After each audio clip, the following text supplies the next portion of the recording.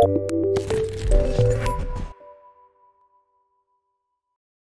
teman-teman, selamat datang kembali di channel Nidalab, tetap bekerja sama dengan Rumah Sakit Cepat Waras. Kembali bertemu dengan saya Dr. Renaldo Alexander, spesialis penyakit dalam. Pada kesempatan kali ini saya mau menjelaskan beberapa isu yang sedang hangat nih terkait COVID-19 ya. Isu yang pertama adalah kenapa sekarang orang kalau ke rumah sakit kok kesannya gampang nih dianggap terduga COVID. Seperti yang kita tahu sekarang orang dengan suspek COVID, terduga COVID itu ada 3 ya. Yang nomor 1 orang tanpa gejala ya. Yang nomor 2 adalah orang dalam pemantauan. Yang ketiga adalah pasien dalam pengawasan atau yang kita sebut dengan PDP. Pada video ini saya mau fokus ke PDP aja.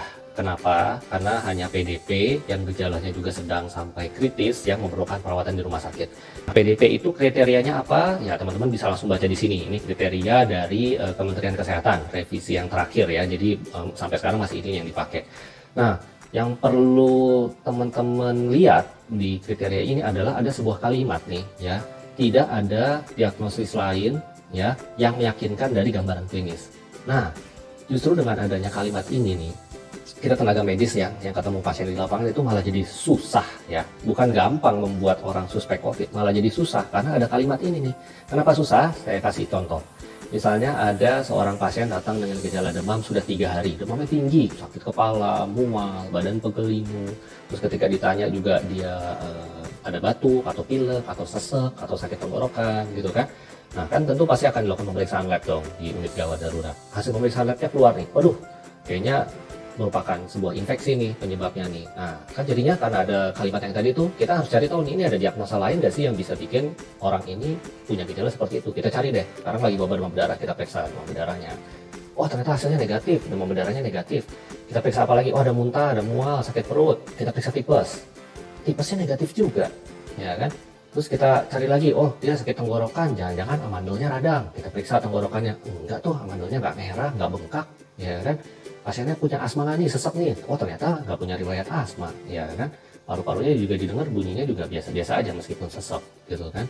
Nah terus yang lain kita curiga apa nih, oh jangan-jangan nih demam pasiennya dengan autoimun mungkin kayak pasien lupus atau pasien HIV yang sedang dalam pengobatan atau pasien kanker, itu kan juga bisa juga tuh gejalanya demam-demam gak jelas seperti itu. Ternyata nggak juga, pasiennya sebelumnya sehat-sehat, nggak ada masalah apa-apa. Ya kita udah cari macam-macam, nggak ketemu, dari pemeriksaan labnya tetap mengarahnya ke infeksi virus, ya mau nggak mau statusnya PDP sesuai dengan kriteria ini ya. Karena sekarang apalagi di Jabodetabek ya kan, itu kan kita tinggal di area dengan transmisi lokal ya, jadi memenuhi kriteria semua tuh. Tapi bukan berarti kita gampang membuat pasien diagnosanya suspek COVID. Itu susah, panjang, berbelit-belit gitu ya. Lebih susah lagi nanti ketika ngejelasinnya ke pasiennya, wah pasiennya shock lah, pasiennya stres ya, dokternya juga stres. Kita sebenarnya aduh kalau misalnya memungkinkan nih kita berdoa nih mudah-mudahan pasiennya bukan terduga COVID, karena jadi agak panjang memang urusannya ya kalau misalnya seperti itu. Nuntutnya juga pasien nanti akan harus diisolasi, terus juga di rapid test, karena semua orang yang mau dirawat kan di rapid test gitu ya. Kalau misalnya tidak memenuhi kriteria PDP, rapid testnya negatif, bisa dirawat di ruang biasa, kemungkinan memang sakitnya yang lain. Tapi kalau misalnya ternyata dia PDP ya tetap di rapid test juga ya. Rapid testnya pun kalau PDP bisa positif atau reaktif gitu ya, bisa juga non reaktif atau negatif ya. Kalau misalnya rapid testnya positif ya makin mencurigakan dia memang sudah terinfeksi dengan COVID-19. Tapi kalau misalnya rapid testnya negatif, belum tentu dia bukan PDP, karena bisa dilihat lagi kriteria PDP itu tidak ada tulisannya bahwa PDP itu rapid testnya harus positif. Yang memastikan seseorang COVID-19 nya itu memang positif adalah swab test. Makanya kalau misalnya sudah dibuat statusnya PDP dan harus dirawat di isolasi, nanti akan di swab test ya. Bisa dinyatakan bukan COVID kalau 2 kali swab testnya negatif ya, atau kalau misalnya memang awalnya positif memang COVID, nanti bisa pulang dinyatakan sembuh kalau 2 kali swabnya negatif juga. Selamat datang Pak, silakan duduk. Saya berdiri saja dok. Oh, baiklah kalau itu yang Bapak mau. Bagaimana hasil swab test saya dok? Kabar baik, baru dan untung hasil swab test Bapak negatif. Wah, syukurlah. Berarti saya aman ya dok? Oh, belum tentu Pak. Untuk memastikannya, swab testnya harus dilakukan 2 kali. Saya harus di swab sekali lagi dok. Tuh sekali. Baiklah dok. Tapi dokter swabnya jangan pakai yang ini.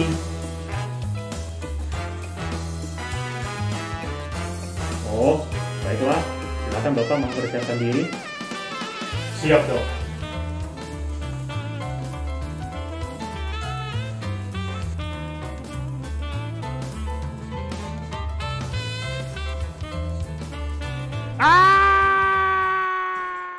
Nah, tujuannya apa sih ya dibuat kriterianya? Kok kesannya ya kalau kayak gini kriterianya ya banyak dong PDP ya otomatis ya, karena memang gejala COVID itu kan gejala saluran napas, gejala infeksi yang umum. Coba influenza, flu biasa juga gejalanya dari PDP gini ya otomatis pasti banyak yang kalau kita periksa demam berdarah dan lain-lainnya nggak ada ya mau nggak mau jadinya PDP.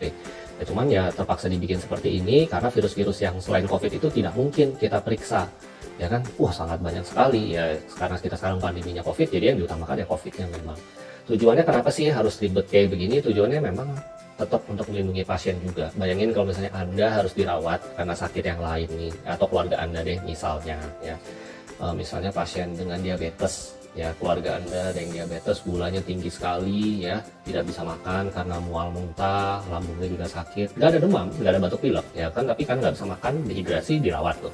Ya bayangin kalau sebelahnya, di tempat tidur yang sebelahnya masuk pasien dengan ketahuan nih, dia demam, dia batuk, ya pilek gitu kan, otomatis kan pasti was-was gitu. Tapi kalau misalnya rumah sakitnya sudah menerapkan sesuai dengan definisi PDP tadi, dia sudah cari nih, ternyata ada kemungkinan ada diagnosa yang lain selain COVID nih, dan dimasukkan ke ruang biasa, ya kita bisa lebih tenang, dia bukan COVID loh, sudah dicari tahu nih ada penyebab yang lain, misalnya demam berdarah atau tipes, itu kan lebih tenang.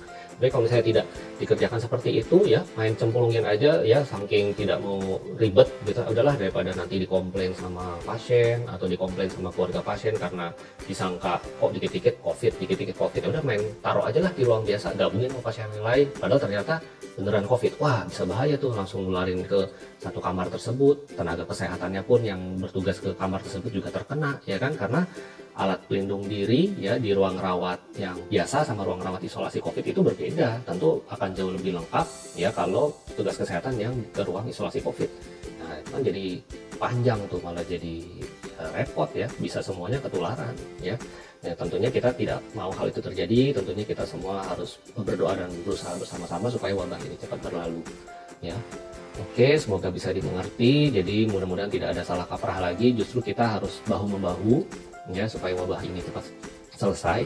Pasien-pasien juga saya harapkan jujur, karena percayalah kami tidak akan meng-COVID-kan Anda kecuali bila memang tidak ketemu diagnosa yang lain ya. Jadi tidak perlu menutup-nutupi keluhan Anda ya, sakitnya Anda karena takut nanti akan di-COVID-kan. Justru kami akan berusaha mencari ini, mudah-mudahan bukan COVID. Tapi kalau misalnya ternyata enggak ya, terus ya kalian introspeksi sendiri ya, masih keluar rumah nggak pakai masker, budaya cuci tangannya kadang-kadang masih suka lupa, ya mungkin saja dong memang beneran kena COVID ya. Daripada tidak ditangani dengan baik ya tetap mendingan jujur, karena nanti akan membahayakan diri Anda dan juga sesama Anda.